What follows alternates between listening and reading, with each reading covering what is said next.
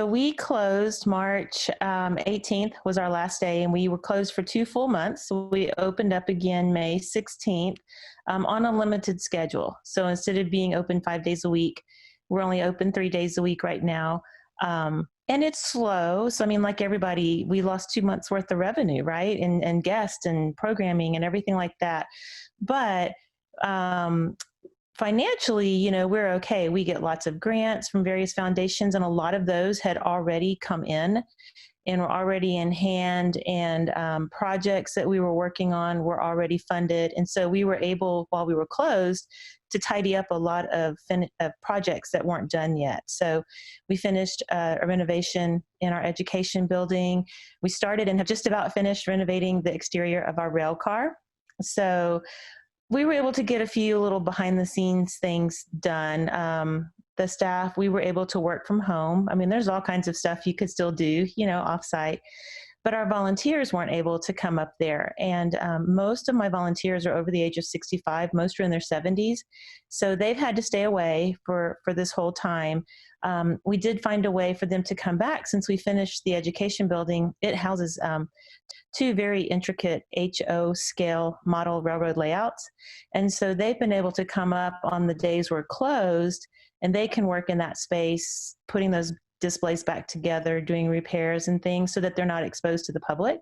So it keeps them safe, allowed them to start to get back out of the house again. Since we've opened, the staff are wearing masks, and we're following all of the Open Texas procedures and everything, of course. We've had a variety of ages coming in, locals and people that came from, the other side of Houston or a little bit further.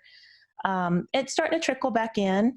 But they're having a good time, and we've been able to start to kind of resume tours and sort of some sense of normalcy again. In our main gallery, there wasn't a whole lot of interactive things that you touched in that space.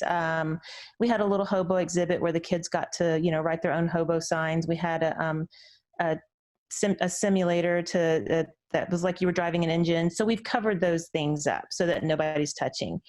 We just sanitized the restrooms and the counter and things like that. We've spaced out the chairs in the little video room. So that was kind of easy.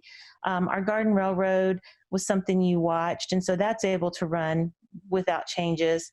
The other exhibits, things that we normally would have guests touch or interact, we're just demonstrating that for them, and then we go behind the tours and kind of sanitize. So normally we would have been having probably 3 groups per day at the museum. And these would be, summer camp groups, childcare groups, homeschool groups, things like that.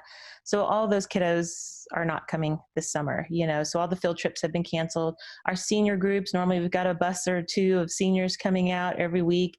So they're not coming back yet. So it's really slow. So what we're hoping to rely on are, some additional grants. There's been some emergency relief grants that have come out, and we've received a couple of those.